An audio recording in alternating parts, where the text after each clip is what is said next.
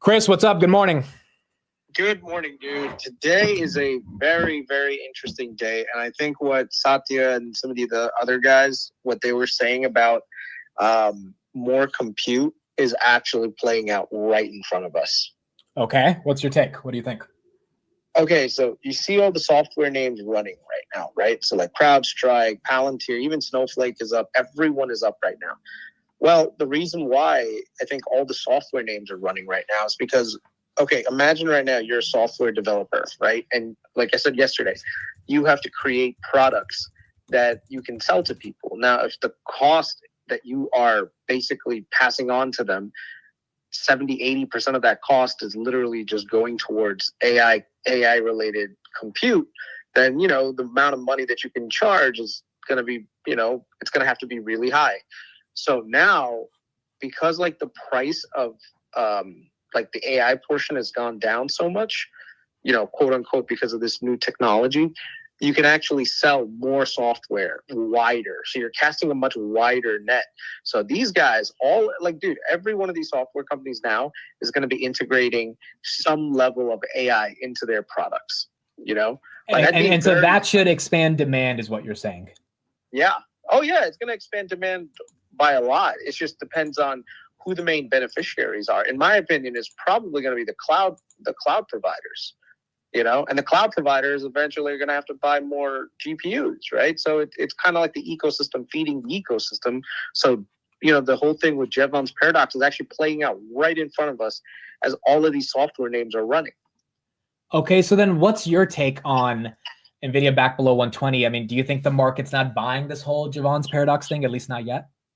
Well, the thing is, what the market is forecasting is that the growth in the hardware spend was already going to be like super high.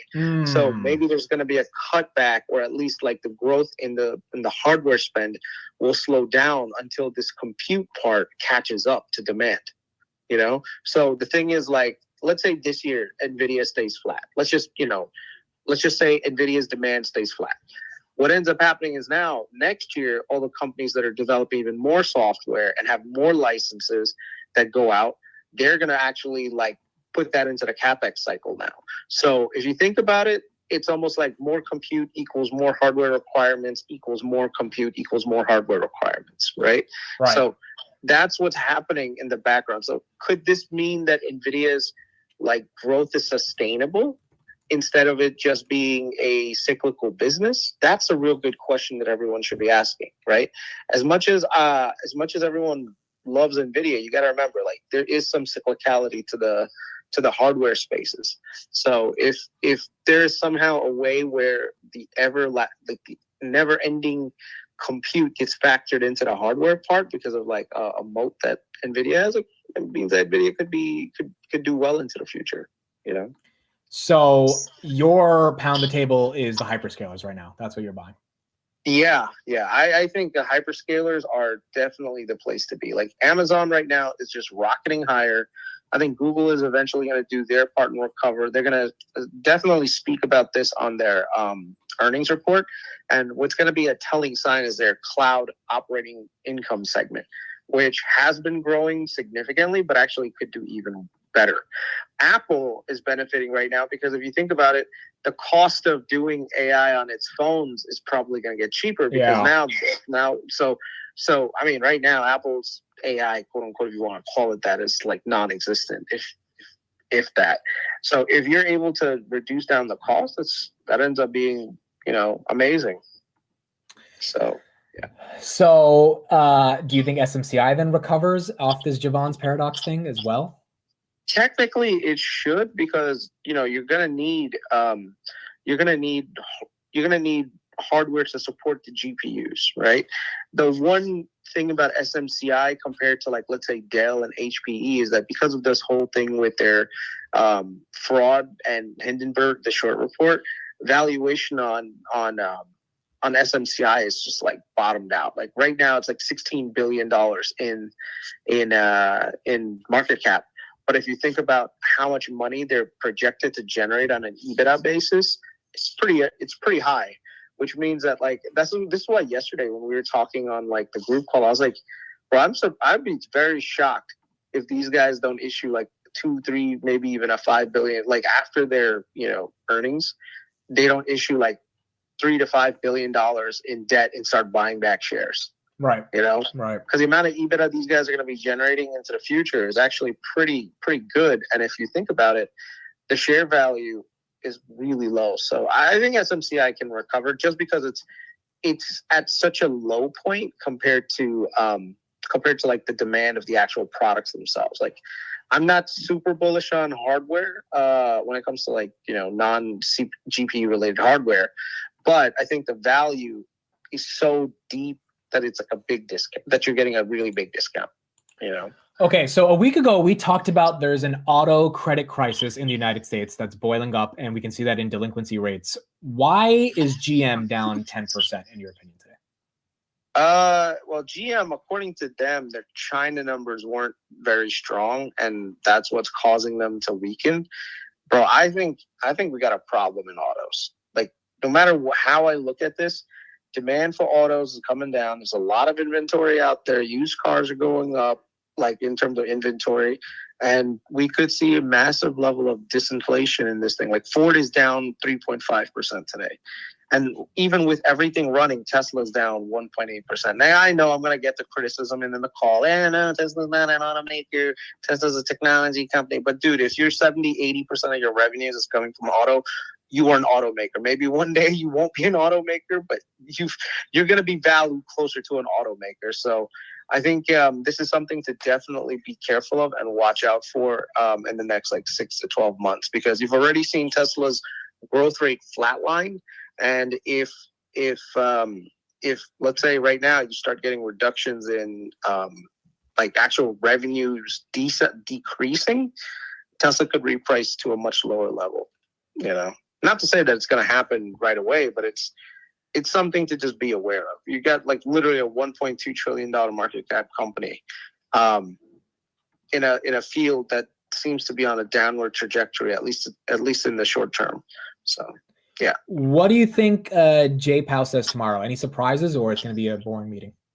Nah, he's just going to, you called it right. It's basically going to be a combination of, where do you see interest rates headed? What can we expect? The president has said that he wants to lower interest rates. What are you going to do? And he's just going to have to, thread the needle very carefully. He's like, look, the Fed is an independent, body. We're going to do things based on the data that we get, and that's it, And he's going to have to be just very politically correct with how he approaches the whole thing. So, yeah. All right. Last question for you, Chris. I know you're going to go on a little victory lap here, so I left it for the end. But cruises, baby. Yeah. We got the consumers going out on cruises. 12%. A, is this good for the broader economy? B, are you going to take some profits on this pump? Nah, man. I told you, the cruise lines are in a secular, upward movement. So if you look at the key for cruise lines, especially CCL and NCLH, they were more based on just math. I broke it down very, very mathematically to say, look, their biggest challenge has been their debt and the shares that they had issued during COVID. But all of those issues have pretty much been resolved, and demand is back to normal again. So the thing is, these businesses are actually very, very profitable. And the unit economics for them as they get bigger actually becomes cheaper. So right now they're in a really good place, and there's still a lot of pent up demand. They've got the baby boomer demographic that absolutely loves going on cruises, that are flush with cash. They're spending money and they're going on cruises. They're going to go see the world. The other value proposition of going on a cruise versus something physically traveling to another country. I mean, back in the day, you could actually go to Europe and enjoy it. Right now, you go to certain parts of Europe, it's migrant after migrant, crisis, in certain areas. So people are sticking to certain non-traditional travel. And so their cruise lines have a nice 5 to 10 year move higher. And especially if they start buying back shares, which should happen for Carnival and Norwegian within probably the next 2 to 3 years. You already see Royal Caribbean buying back shares, and they're profitable as hell. So there's a lot of secular tailwinds behind the cruises. NCLH and especially Carnival. Carnival is cutting back on its CapEx a lot. and they're generating like 600, like almost like 5 to 6 billion in operating cash flow that they can use to pay down debt, which once again raises your equity value. You know, so none of this stuff is like super complicated. It was just a matter of, hey, how can this impact their debt levels? Because I think that's one of the reasons why their share prices have actually been sort of depressed. So my thing right now with Carnival especially is, like today, they just announced a giant refinancing deal where they had debt that was double-digit debt, like 10 point something % interest rate. They actually were able to, because now they're in a much better place in terms of cash flow, they're able to reduce down that interest rate, which means that's pure profit going back to the bottom line. If you're able to reduce a 10 point something % interest rate to, like, let's say 7, that means you're saving 400 basis points. And now if you multiply that out by, let's say, $3 billion, which is what, you know, roughly it was around, you just got yourself a ton of that income. And you didn't do anything but just move, you know, Money refinance. around. Yeah. And so even in the future, when interest rates become cheaper, like they go down, these guys are going to refinance more of their debt lower. So a lot of businesses that have capital intensive, like business structures where you have to put in a lot of money upfront for capital, they've basically taken a giant hit because of the higher interest rates. But as interest rates come down, it's like a giant tailwind for them. You know, and there's plenty of companies that are out there that are like that. So they're what I would like to just consider like a hedge against a recession, especially like if you're in something like telecommunications. Like Verizon was one of them. Like if you saw Verizon was up yesterday. Why? Because the 10-year was down, which meant, you know, future CapEx, or not CapEx, but future interest rate refinancing for some of these companies will become cheaper, which means that falls right back to the bottom line again.